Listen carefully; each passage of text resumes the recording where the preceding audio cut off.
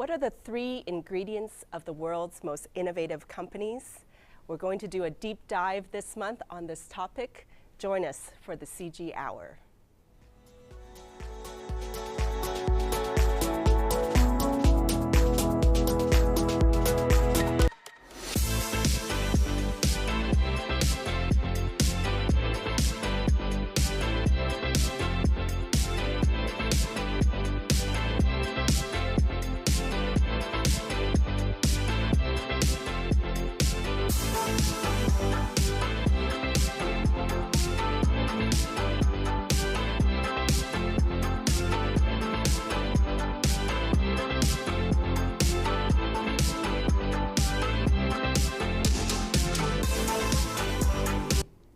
Welcome everyone to the CG Hour, where every month we come to you with business experts, industry leaders to talk about the hottest trends and topics around business and technology. My name is Fanny Dunnigan and I'm the host of the CG Hour. Welcome everybody. You can tune into this live show from YouTube as well as on LinkedIn, both on my personal feed as well as on CG Infinity. And I want to thank CG Infinity for sponsoring this show. So let's see who's in the audience right now.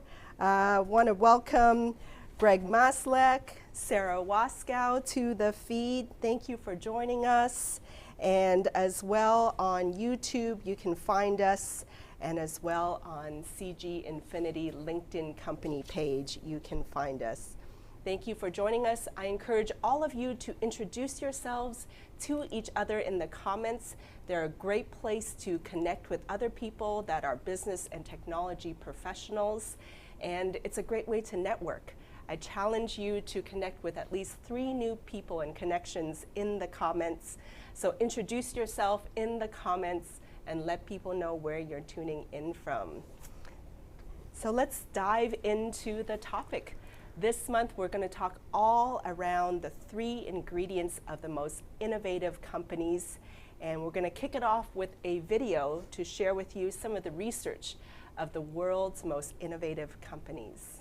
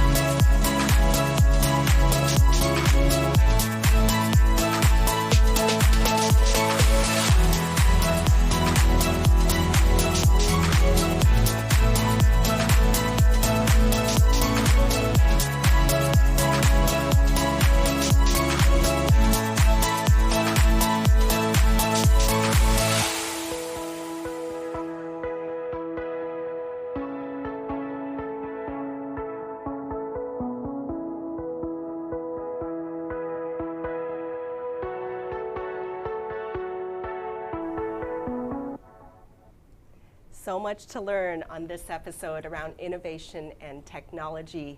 Just a quick shout out to some of those that have joined us. Yolanda from Dallas, Dawn Marie from Arkansas, welcome.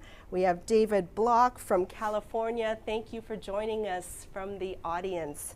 So I want to introduce to you the first person on our panelists, Rob Palacios. Welcome, Rob. Thank Rob you. is the He leads the CG Infinity Financial Services team and has 30+ years history of helping businesses leverage technology to gain rapid market share and build sustainable competitive advantage. He has done this both as an executive as well as a consultant with several reputable organizations such as National Security Agency, Arthur Andersen, Hitachi, and Texas Capital Bank. He is the VP and Chief Innovation Officer at CG Infinity. Welcome, Rob. Thank you. Thanks for having us. Absolutely. Chief Innovation Officer, that's quite a title. We didn't used to have that kind of titles a decade ago. What does the responsibility of a Chief Innovation Officer do? Yeah, so things have evolved, and I think within a consultant organization like ours, the Chief Innovation Officer role has a couple different functions. One really is, how do you look for innovative things to do inside the organization and provide different services that our customers, things that they may want to need, or as their markets shift, how do we adjust to that? The other is providing that same kind of expertise into our customers. So they look inside their companies to say, what's the industry doing? What's the roadmap look like 5 years from now, and what do we need to start doing today that allows us to be competitive in that environment? So it's a lot of thinking through what ifs. It's a lot of interacting with folks at different levels and just bringing all that knowledge together to say, what should we take on next and how we build that roadmap. It's a lot of fun. Awesome, exciting times. Yeah. I also want to welcome Dalton Divakaran. Welcome to the show, Dalton. Thanks for having me, Fanny. Absolutely. Yeah, it's a pleasure. Shout out to Mike Rochelle, who's also in the audience, for introducing us. Dalton is the Director and Industry Advisor, as well as for Innovation and Strategy of Global Healthcare at Salesforce. And he is a clinician turned tech evangelist who has been a clinical advisor for population health management firms.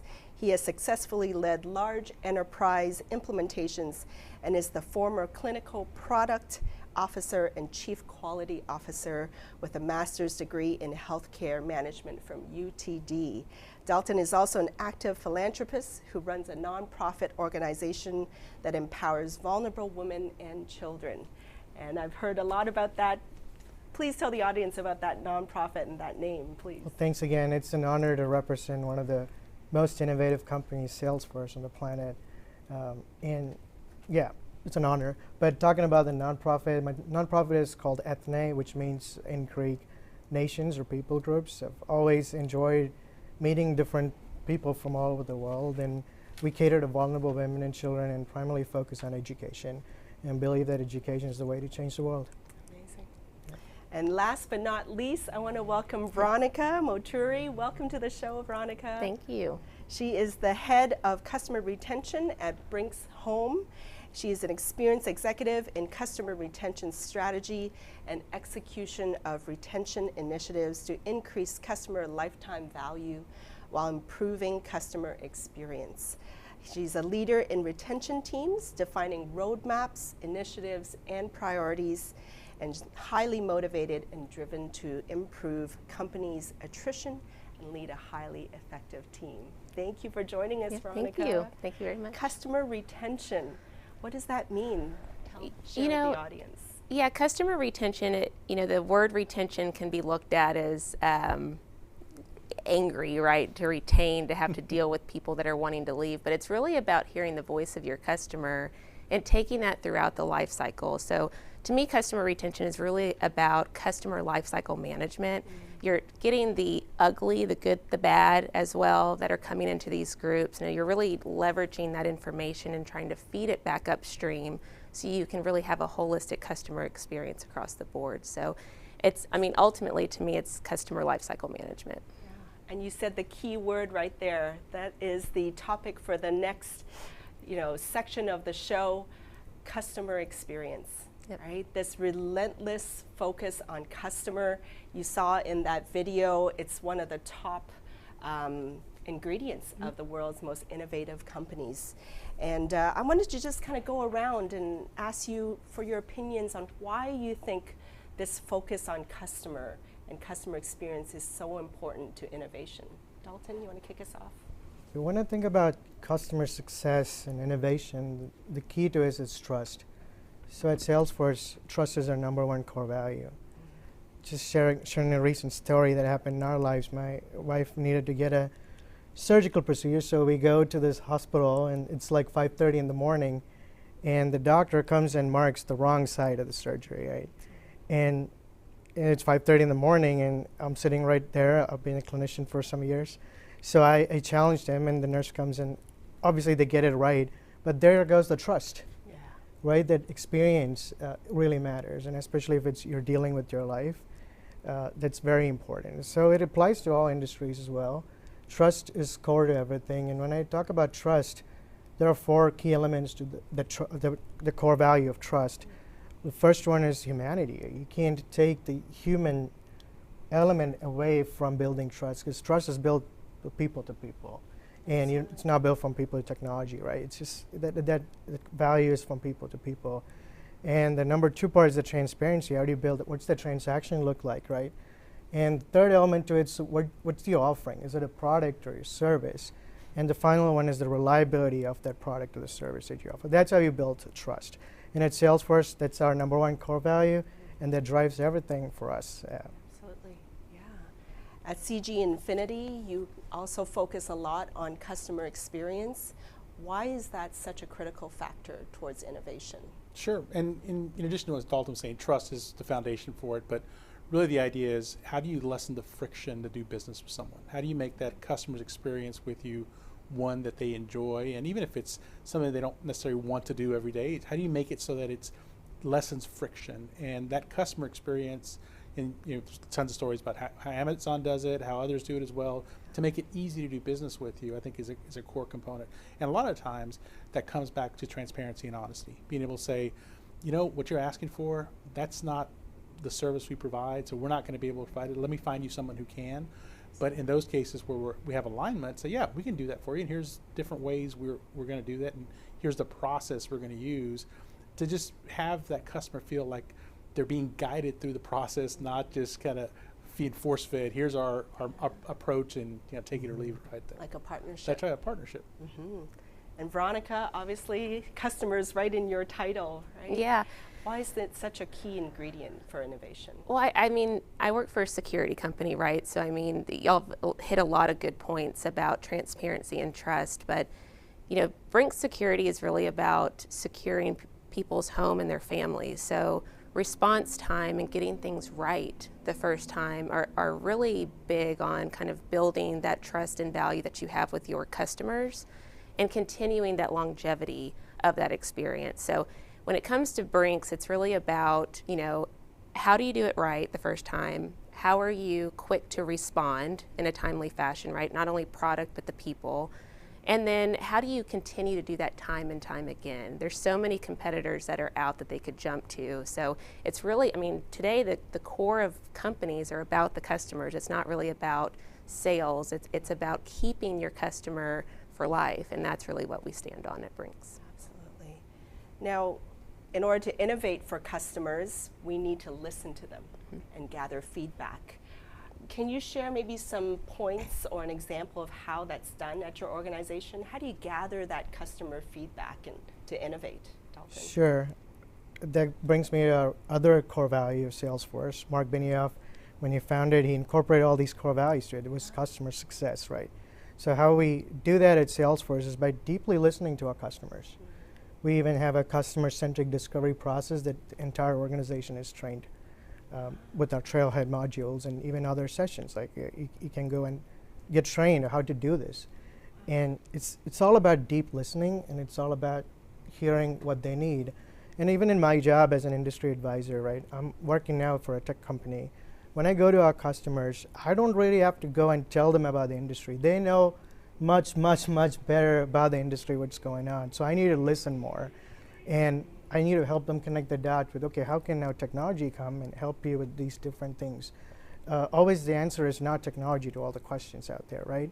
And we kind of, sometimes as a tech company, come in with an approach that way, but we're taught at Salesforce to deeply, deeply listen to our customers and really solve the problems they're facing today, but on their journey, walk them through what's the art of the possible with technology and how can we really transform.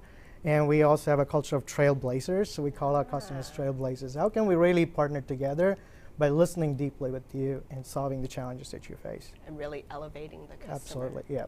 What about you, Veronica? How do you gather this feedback in order to innovate from customers? I think it's twofold. We have a voice of the customer program, right? So through surveying, post interactions, whether it's on our website, through channels of phone and chat, but also when we send a technician out to visit to work on their product, their security system, we gather a lot of just what went well, what didn't. But you only get so many customers that really respond to the survey, so it's always a very sample size. So to get more broad, we use text analytics. So we take hundreds of thousands of phone calls per month, and so leveraging what the agents, our employees, are putting into the customer's unique account, and then really trying to cloud and gather that information, we're able to really use data on a larger scale to drive decisions that we make. One of the things that we're doing right now is just trying to expand through multi-channel. And so what you have to balance is that experience through phone calls, through SMS type of chat, through self-help, and ensuring that you keep that foundational element with you as you grow in other areas. Awesome. I think one of your former colleagues, Mike Parrish, is in the audience. He says, looking forward to hearing from Veronica. Her ability to shape intelligent retention structure is unparalleled. Well, so thanks, shout Mike. out to Mike out there. Rob, for you as Chief Innovation Officer and working towards innovation with your customers, how are you gathering their feedback? Sure. We have the luxury to be dealing with business customers, right? So we're not dealing with hundreds of thousands of consumer customers.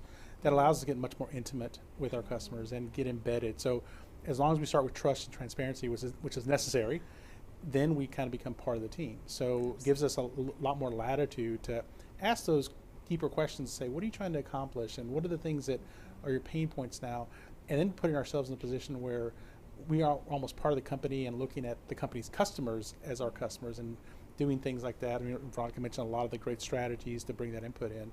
But what we find is sometimes our customers are so busy doing the day-to-day work that parts of an innovative solution are spread across different departments, different people. So we have what we call an innovation lab. We bring people together and allow them kind of focus on bringing the pieces of the puzzle to say, wow, this is how something we could do in the industry that would make us innovative that someone's not doing. There's innovation where it's one guy has an idea, eureka. Those happen and great, but what we find more so is when you have kind of this group process and design thinking where everyone brings a perspective, and then from that we distill into, well, here's what we can do in the enterprise. Collaboration. Yeah. I'd love to hear from the audience. Share with us your best customer experience and let us know how you view that and the importance of it. So I'd like to kind of dive even deeper into maybe like a specific example, right? A lot of times innovation comes from a certain pain point that you've heard from your customer. Veronica, maybe you can kick it off. Can you share with us something that was a pain point with one of your customers and how that led to an innovation that you guys put forward? Yeah, probably the biggest one that we've dealt with over the years is treating new customers different than your existing customers, and how new products, new offers would always be out there in the front for a new customer to come and be a part of Brink's home, but your existing base you kind of left high and dry unless they wanted to call you to ask for something. So we took the opportunity to really leverage ramping our marketing channel through automated paths. So when you go to scale things, if you have to bring that back to a person, it's always difficult to do so because of just the overhead and cost to scale upon an idea.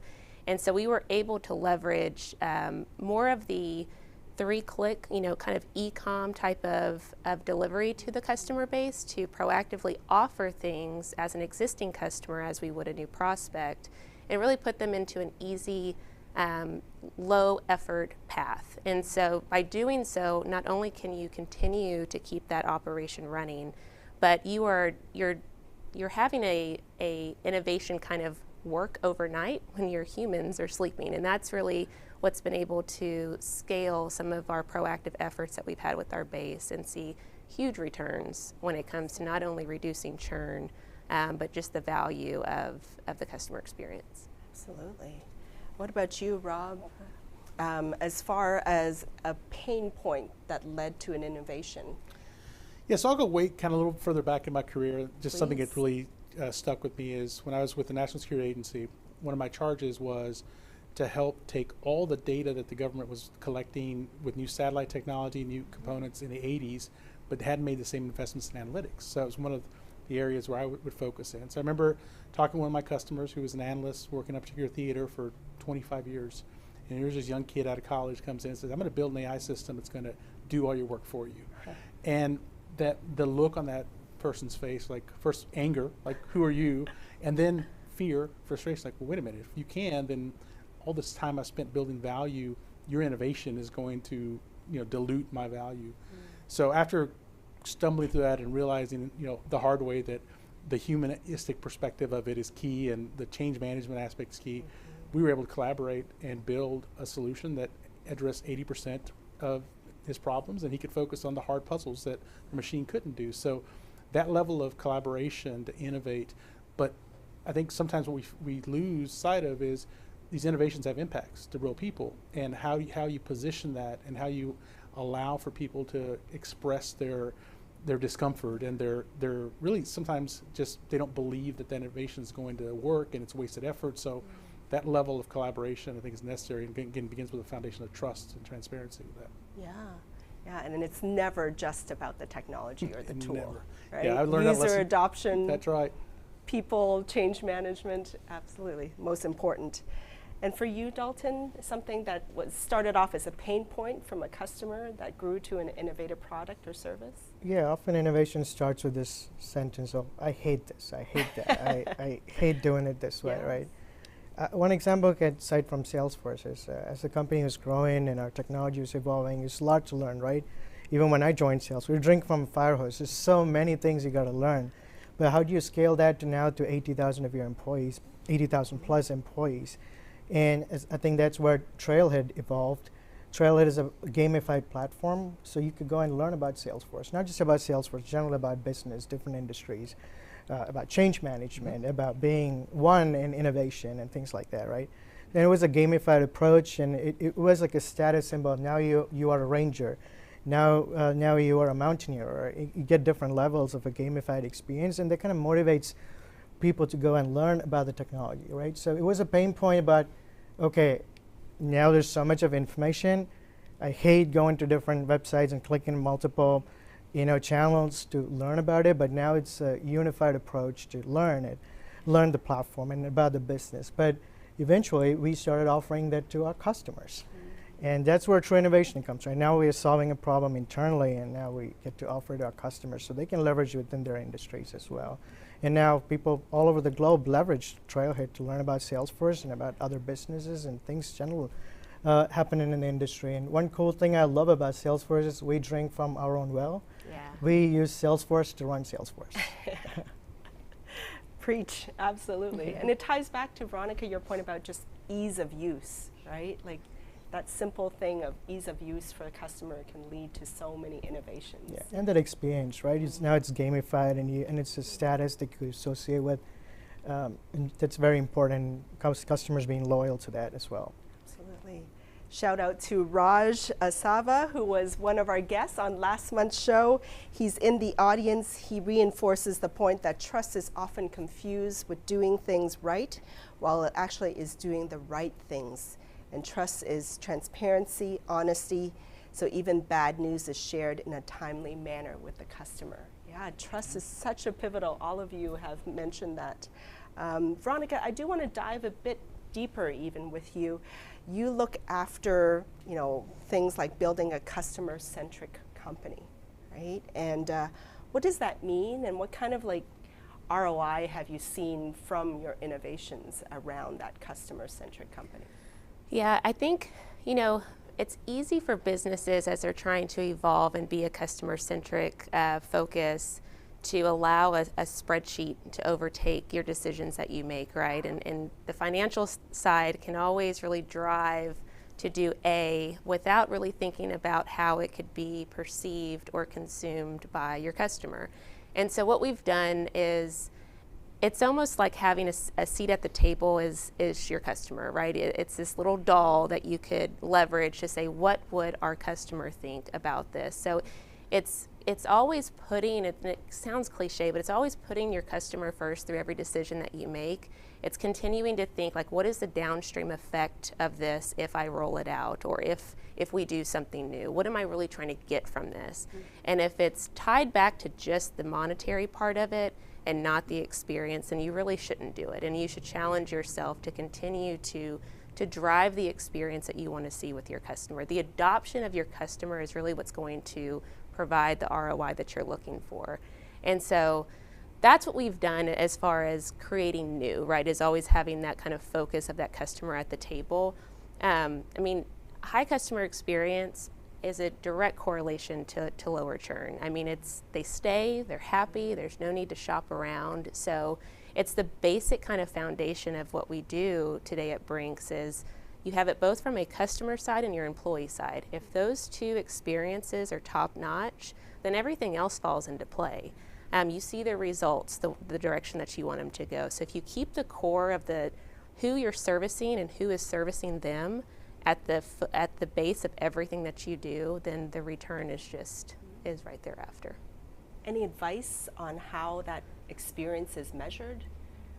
Yeah, I mean, it's two parts, right? You always want to have some sort of voice of the customer, right? Very raw, very direct, no filter type of feedback from your customers. And then you want the results to show that the adoption of things, whether it's innovating into a new channel, innovating into a new path of offering, innovating into just simplicity of processes and standards and things that you do in your company, I think the take rate of things will give you that type of measurement of success in conjunction with just that raw voice of the customer. I think if you put those two together, then you're always kind of iterating and continuing to progress to drive that epic kind of customer experience. Awesome. And I want to thank Matthew Berkman in the audience. He gave a wonderful example of customer experience. He says, it's small, but a laptop repairman for my personal laptop gave me a ton of useful, actionable advice after he fixed the issue. I recommend him to friends all the time now. Now that's a good customer experience. Mm-hmm. So not only just fixing it, but gave additional advice. And then from there, in a way, I guess, once someone has a positive customer experience, they're telling their friends, mm-hmm. their peers, their industries, and it just grows from there. Absolutely. Yeah. So I just want to take a quick break now to share with you an event that's coming up for CG Infinity, the Charge Energy Conference. Let's roll that. And I'll see you next week on It's Monday. What's Jonathan thinking? Cut. Did that come out okay? All right, awesome. Hey everyone, taking a quick break here from my show, It's Monday with Jonathan Thinking, to bring you a message about a really exciting conference that the energy and utility practice of CG Infinity will be hosting as gold sponsor. It's called the Charge Energy Branding Conference. It's June 1st through the 2nd at the Royal Sonesta Hotel down in Houston, Texas. We are so excited to be a part of this conference. It's really our first time. It's an amazing opportunity to bring over 300 C+ level colleagues across the industry to innovate, learn, collaborate, network. You really don't want to miss this event. We will be hosting a CEO panel with our esteemed colleagues Daryl Brown and Jim Smelly from our board of directors at the helm. And we will, of course, be in the exhibitor hall showing off our brand new CG Infinity branded booth. So please come see us at the exhibitor hall, come see our panel, and come to this conference. It's going to be a really great time. I look forward to seeing you there, and I'll see you next week on It's Monday. What's Jonathan thinking?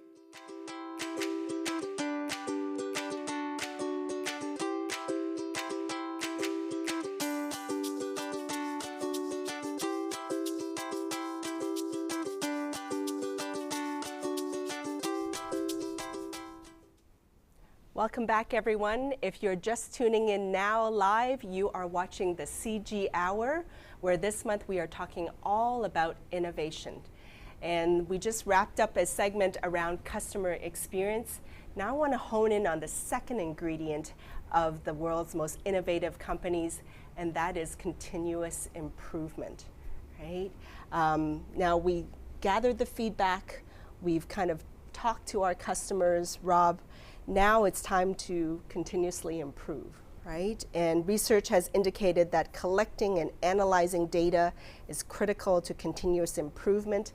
We saw in that video that Amazon collects tons and tons of data on their customers to innovate. How has data helped you drive some of the innovation and continuous improvement? Sure.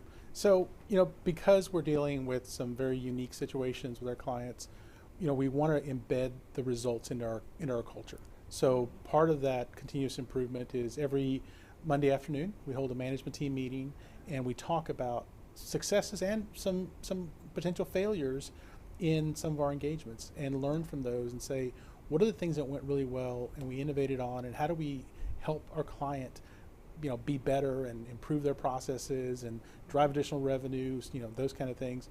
What are the areas that we would have done differently?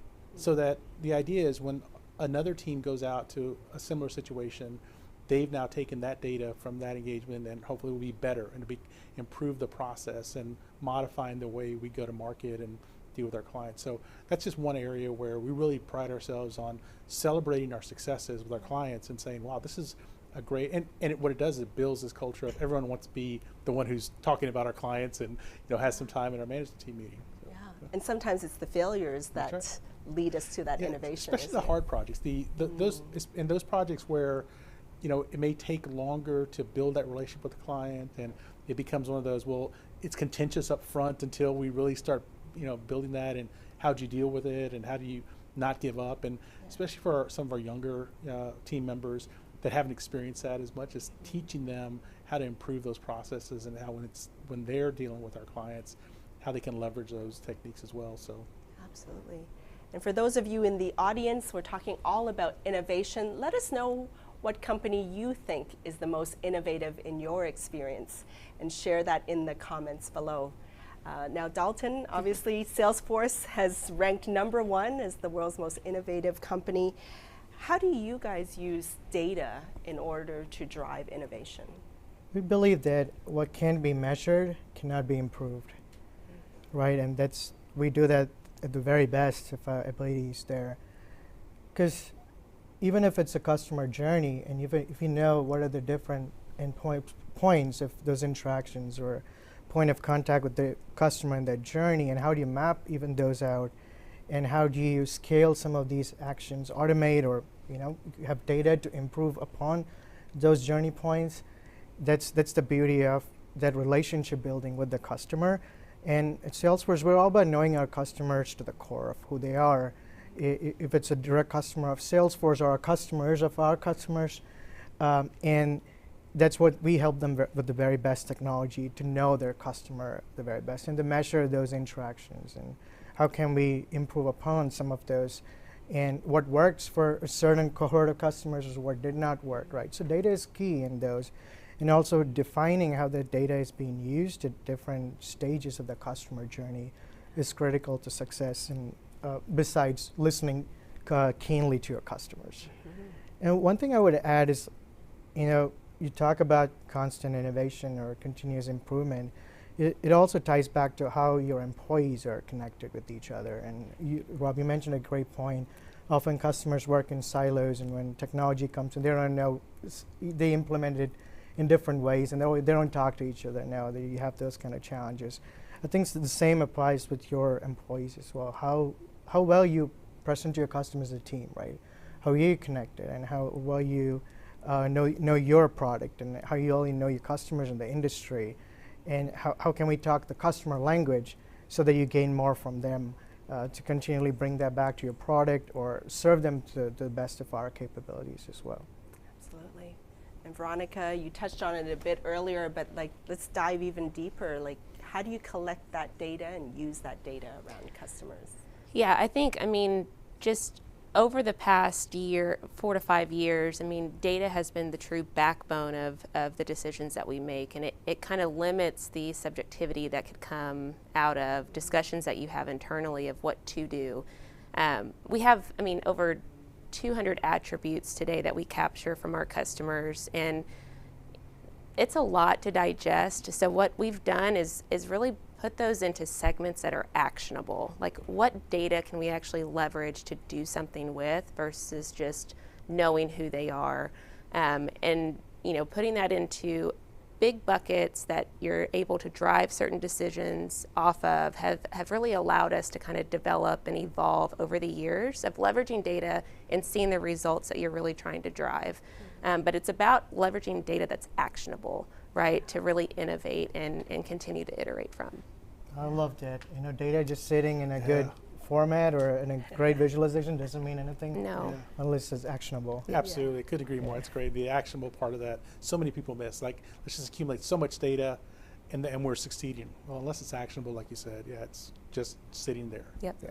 Absolutely. We're seeing coming in from the audience, some of the innovative companies is Apple, definitely. I'm a Mac girl. Everything I use is Mac, and Apple, definitely innovative from there.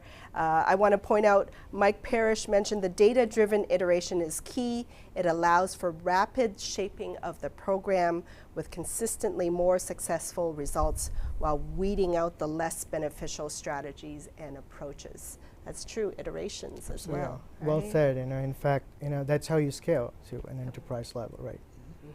You need that data because you can't go one-on-one customer and keep doing that. But it's the data and the actionable part at different stages of how you use it, which is key to scale up your operations. Yep, absolutely. So let's look to the future. 5 years down the road, what are some of the innovations that you predict in technology? Yeah, so I think you're going to see some trends continue. Data is going to continue to be a very valuable resource, and there'll be more and more data available. So just like the analogy I was talking about with NSA, we're at a point where it's not access to data, it's the analytics behind it and making sense of the data where the real innovation is going to happen and continue to happen. So things like machine learning and AI, which we do a lot of and kind of near and dear to my heart, you'll see that it's already becoming more mainstream, right? It's moved to a point where it's not just a singular standalone AI machine learning product, it's being embedded in all the products we're using in technology. So that'll continue to be providing better insights and more actionable ideas we can use, so you have that innovation. And I think you'll also begin to see that more organizations will be data driven as well, where today I think there's still a lot of gut feel that a lot of businesses run on, and it's served them well. But because their competitors are becoming more data driven, they're going to have to adopt a more nimble approach to how data shapes their strategic plans. And I think that's the key: is how do you as an organization look forward and say, not just where's my organization going, but where are my competitors going, where are my customers going, where their expectations going to be at, and how do I begin to build towards that in an iterative way? Because I couldn't agree more, Dalton. You don't want to take on necessarily multi-year projects. Right? You want to do experiments. You want to, on the innovation side, and do things that build upon each other and are able to eventually become an enterprise solution. Absolutely. For those of you in the audience, let us know what you predict as a key innovation in the next 5 years. What about for you, Veronica? Whether it's for Brink's Home or for the industry as a whole, what do you kind of see as the innovative trends in the next 5 years? I think for the industry, it's going to be video. The instant gratification that the people want today, and it's thanks to, Twitter and all of these social media platforms that you can, get access to things now. They're going to want that same thing for their home. So knowing, who's in their house, when they got there, the video part of it, I think, is just going to evolve. They've put video analytics already into the devices. I think machine learning. What does that mean, video analytics? Think of it as, I know if a person, a cat, a car, goes by a doorbell. So I know if I need to check it, or if I really don't care that my neighbor's cat's in my front yard, right? So it's that type of just instead of recording everything and you trying to figure out what's most important, it's really kind of sending you the snippets of, oh, I just found a person in front of your house. Check out this video that I just sent as a recording. Your daughter's home, your son's home, your husband just left to go golfing. You know, whatever it is, it's that type of evolution that's going to happen with the video side of things. I think as, you know, Brink's overall, of course, customers are number one and the safety of them, but I think internally, an enterprise data hub, leveraging machine learning, artificial intelligence, natural language processing, I mean, I think all of that is going to start to just really drive the efficiencies of operations, not really differentiate us in any way of the products that we do in the core of our focus, but it's really just going to take the company to the next level to be more efficient and leverage the technology that other companies are using today. Absolutely. And for yourself, Dalton, What predictions? Well, what excites me about technology and innovation is, and the core belief for me is like great innovation is always empowered the common man. So prior to joining Salesforce, in fact, what drew me to Salesforce was I was looking for a platform to run my nonprofit. And then I kind of stumbled upon Salesforce. They would give 10 free licenses for those who are running nonprofits. We give 10 free licenses to accredited nonprofits. And I learned that they are in healthcare, and I was like, oh wow, this is what I do Monday through Friday. Let me just see what they're doing in healthcare. That's how I got a job at Salesforce. But as a clinician, I have always wanted to build products, and I never knew how to do it. And I've led product teams, but I needed developers to do it. But then when I was thinking about Salesforce, even before joining, I built my very first app using low code or the less code platform that we have. And I was like, wow, this really empowers me as a user. And that's what really excites me about technologies. Is it's going to be more and more powerful in the days ahead. So it's going to be the customers, because they know their problems better, and we give them the tools to make it happen for them where the action really happens, right? And just tying it back to one example about cameras, how it all evolved. The idea was there in the 4th or 5th BC, but then you needed a photographer or you needed to go into a studio to get a picture, but it evolved, and now everyone can do it. And that's where technology is headed, and it really gives me a lot of hope for that. Yeah, I guess video has percolated into the healthcare industry too. I mean, we see those operations, and we're following the camera into the operations as well. Teledoc as well, and other innovations like that. Yeah, absolutely. Shout out to Lagnesh in the comments in response to the question about innovative companies. They said it's Google for them. Their services and products always enhance the quality of life in an intuitive and innovative way. Absolutely. Dalton, I do want to dive a bit into one of the quotes that was in the video about Salesforce. This topic around constant tinkering, right? Because that ties so much into continuous improvement. Constant tinkering and brainstorming for little tools that can make a customer's life a little easier. And from there, those little tools grow into big projects. Is there an example of that you can share? Yeah, it also ties back to that example I shared about our Trailhead learning module, right? But again, during the pandemic, we all of us hated just staying at our homes. The connectedness part was missing, right? Yeah. And we wanted a way to innovate and bring people in a safe manner, and that's where we invented the health and safety cloud. But then we also had our contact tracing during the pandemic, which was a problem. And it all started from a small idea or just a customer call to, the governor at a state, or a leader at a healthcare organization, and these ideas just started from there. And then it was like, oh, we can do with our platform. It's just tweak certain things, and then it will just evolve. And now a lot of customers are using our health and safety cloud to bring their employees or customers together for larger conferences. The same example about Trailhead, people around the globe are leveraging Trailhead to learn about Salesforce in different industries and business in general. And going back to video being a powerful tool, we recently launched Salesforce Plus, which is kind of a Netflix for business, where you can go watch and learn more about different industries and thought leaders, and we bring in some amazing episodes, so feel free to check that out as well. Salesforce Plus. Awesome. Yeah. It's like, it's not just an operating company, it's also an education platform. Awesome. And I want to touch a little bit on, like, you've even adopted innovations in your nonprofit, right? During when COVID hit India quite a lot. Share a bit about that. Yeah, I think that's one of my very, very, a moment that's very dear to my heart, where what you do at work and your passions and what you do outside work all align together, right? So this was last year when COVID hit India.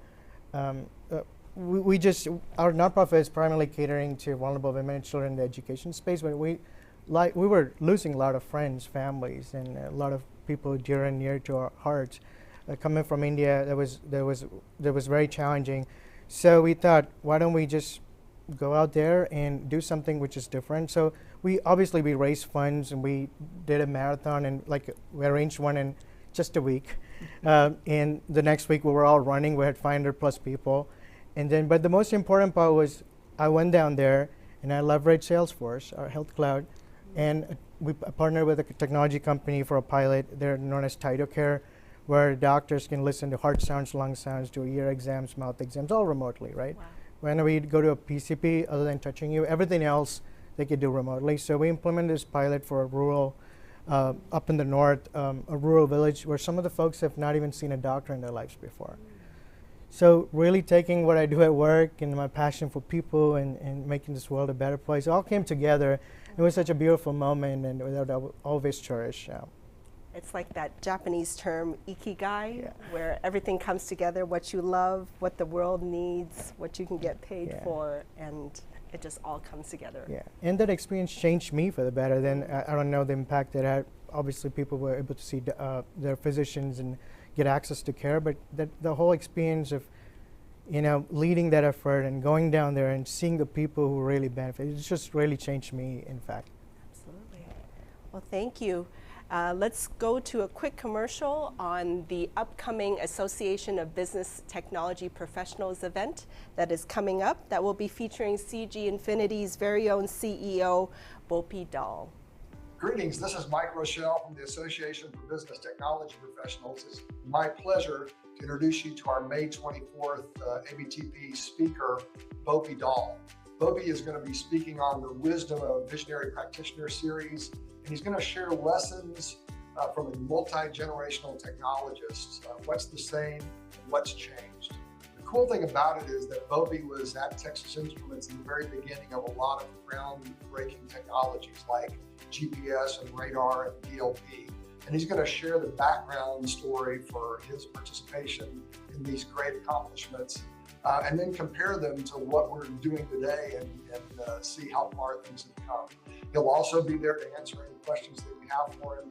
So please plan to attend May 24th, 2022, 5:30 p.m. Thanks, and have a great day. Bye-bye.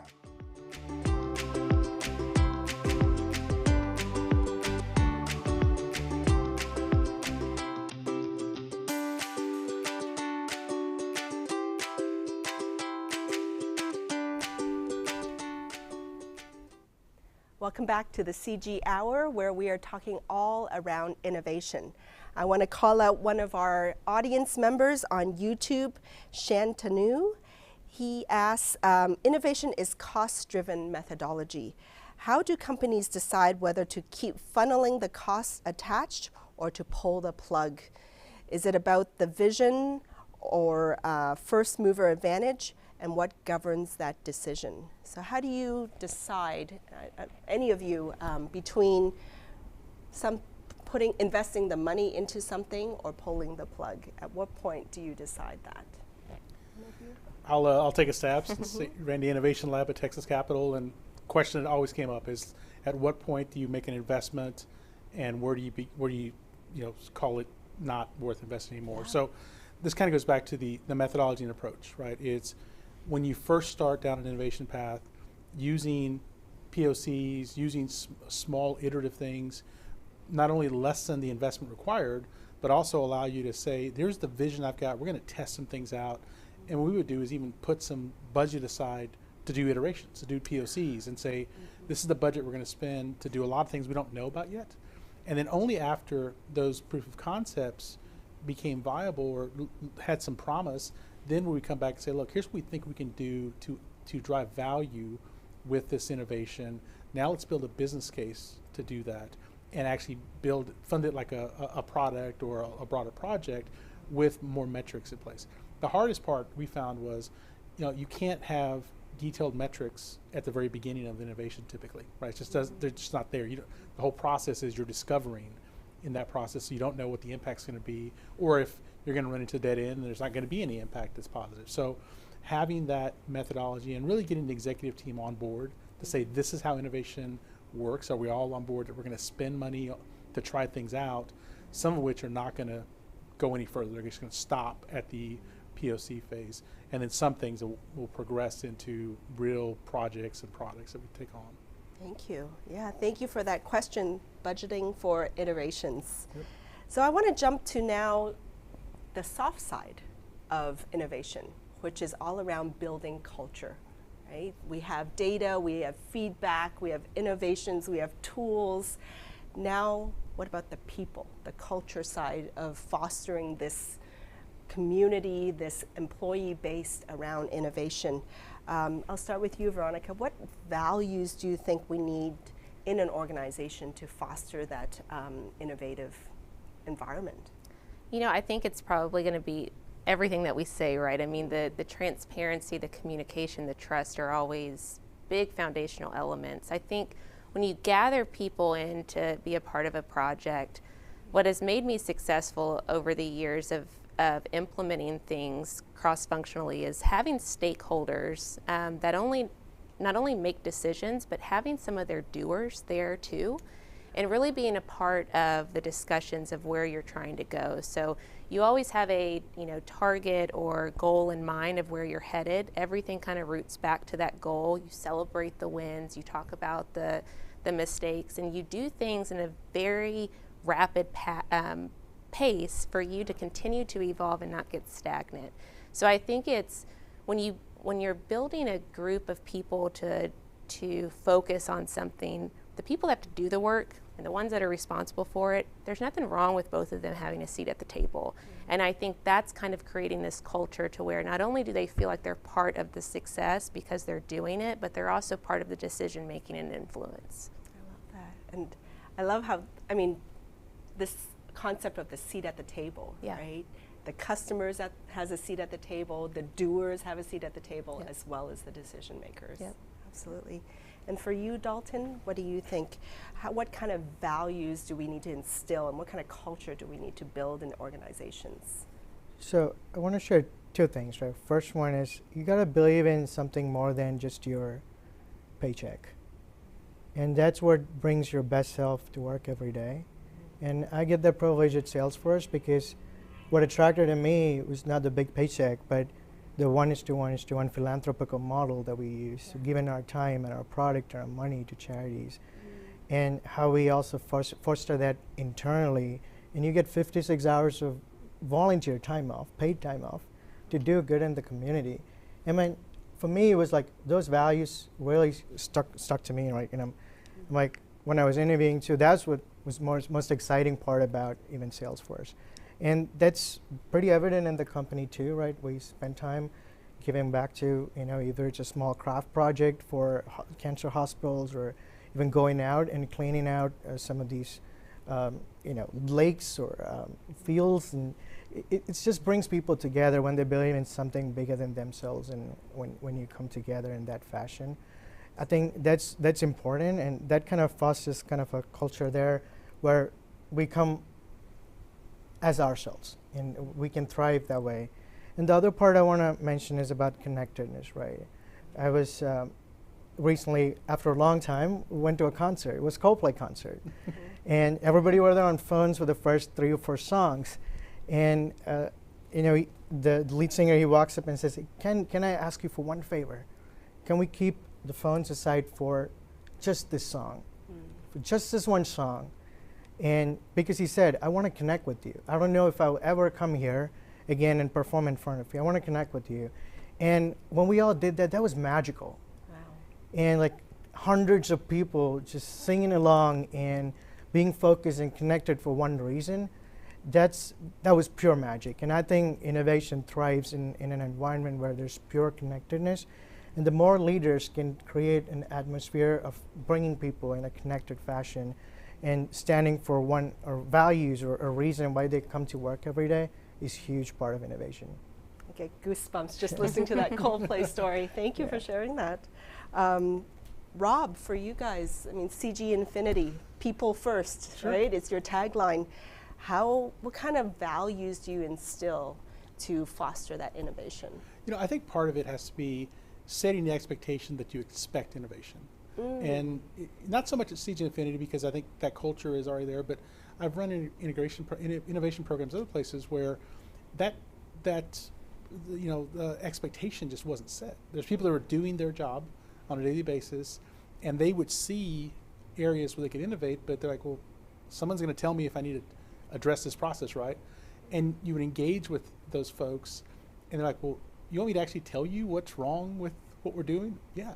And having that platform where they could have a voice and listen internally. And so many times I think with, as organizations grow larger, so back to the connectivity piece, is sometimes you get disconnection and you don't have that reach out to those folks that really are on the ground and know how that process can improve or how we should innovate, or they get the same kind of customer calls and they can say, if we did this, we could address our customers better. So I think that's a big part of it, is providing that expectation that innovation is something we all are responsible for.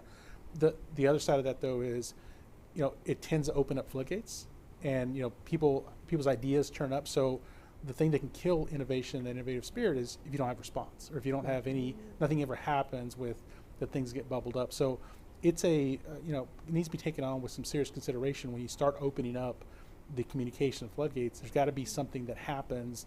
Otherwise, people just stop suggesting, you know, things to focus on. Tying back to, it has to be actionable. It has to be actionable. That's right. And it's okay to say, that's a good idea, it's just not going to make our list today, right? And that's enough communication to someone say, oh, I was heard out. There's other things, but just not having that feedback loop. I think, you know, just like all of us, we don't like to communicate and not get anything back. We turn off at that point. Right. Now, Rob, in a lot of your posts and the research we did on you, you talk a lot about the entrepreneurial spirit, right? And along with entrepreneurship is we celebrate the successes, but that journey also comes with failures and mistakes, right? How do you kind of make sure that people don't feel afraid to make mistakes in an organization? And because you're going to have to make mistakes to innovate, right?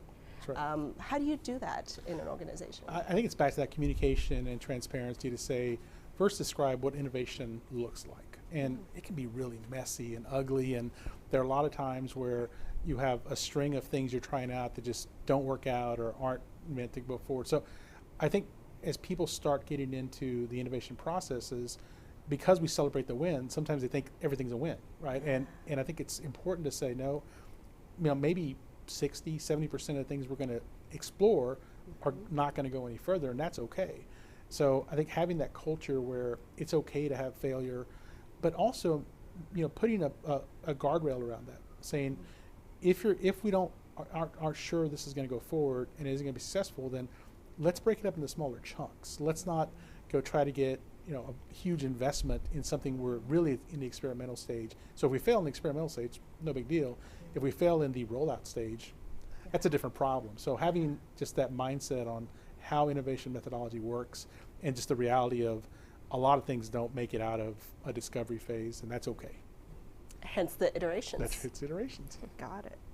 So as we wrap up, I'd like to finish off with one last question and just want to go around the panel.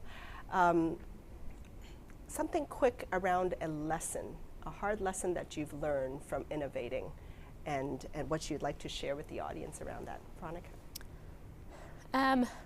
That's a good one. I think not every path that you go down where you need your customer adoption is going to be adopted.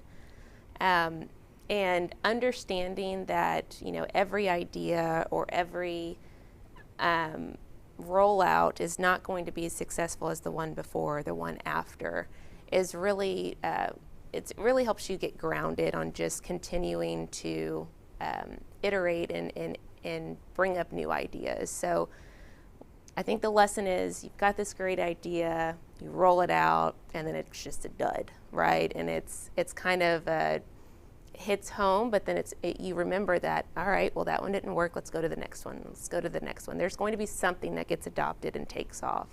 So I think it's that. Don't let it paralyze you. No, Just keep on going. Yep. What about you, Dalton? A lesson you've learned from innovating? Your lesson I learned from my failures is one is that innovation is not about technology. Innovation is purely about people. In my clinical journey, it was all about people, taking care of people. So when I moved to technology, it was about technology, getting that done. Well, if I can have that technology, it would be better, right? So when that route, I didn't find much success, through those years. But the minute I realized that innovation is not about technology, it's primarily about the people, to make the quality of life better, to make business processes better, and just for people to come together in a connected fashion. That's what innovation is about, the meaning of innovation too, right? So that's what I've learned through my journey. It's about the people, and it's not about technology. Yeah. And people want to know we care. Yeah. Right? And you, Rob, a mistake or lesson learned from innovating? Sure. I think, can I go back to Dalton's comment? I think sometimes, this has bit me a few times, is not considering the human aspect up front and understanding, if you're successful in this innovation, what's the impact going to be on real people, right? And again, back in artificial intelligence and machine learning, that typically has this impact on displacing what some people are doing, right? And so, what we like to say is, what we're doing is we're going to augment the human intelligence with machine learning and artificial intelligence, not try to replace it. We're just going to try to focus those individuals to use their talents and their expertise in areas where it matters, not in things that a machine can do, and they have to do rudimentary. So that's a couple times that's been, we haven't spent enough time on the change management and the human aspect. So it's really built in me this notion of you've got to get that first. And there's so many times where, even with our clients, they're well intended, but they go, we just need to implement the system. Like, it's not a technology issue. The technology is not what's going to determine the success. It's the adoption, it's the change management, it's those things that the innovation needs to be successful. People, trust, adoption, iterations, all common themes today. A funny comment in the audience from Carterin. He was also at the same concert, and so now there's a petition we should show Chris Martin this comment thread. So yes, but I want to, real quick before we wrap up, just share a community service that we want to advocate for through CG Infinity. They are partnering with the North Texas Food Bank and Hunger Mitau to pledge 50,000 meals. So let's roll that clip. Hi, I'm Brad Darby with CG Infinity, and thank you for tuning in to the CG Hour. I hope you've enjoyed the episode so far.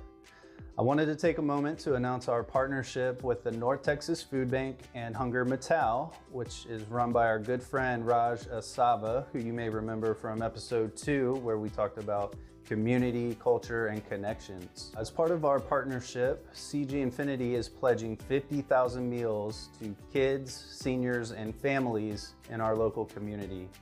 Now, we're not stopping there. We are also going to be hosting our own food drive here at our Plano office, and then we'll be sending our team out to the North Texas Food Bank, where we're actually going to pack up the meals that are going to get distributed to the community.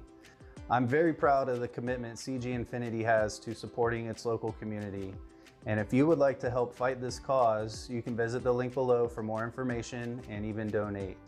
And don't forget to follow us on LinkedIn so you too can be a part of this journey. Take care.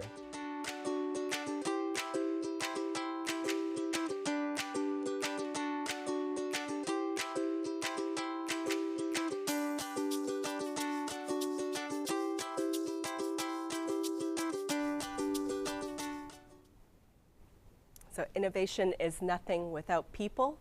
So let's make sure that we also give back to the community. And that link again is justgiving.com/CG Infinity. So be sure to donate to that and pledge to contribute some meals. I want to thank all of you, Rob, Veronica, Dalton. Thank you so much for your time, your insights, your stories, your sharings, your examples. I know the audience got a lot out of it. I got a lot out of it.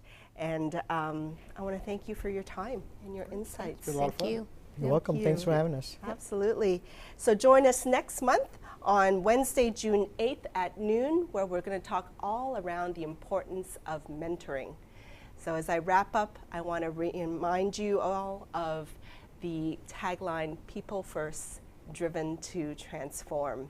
Thank you for joining us, everyone. Thank you to the audience, and thank you to our amazing panelists. We'll see you next month.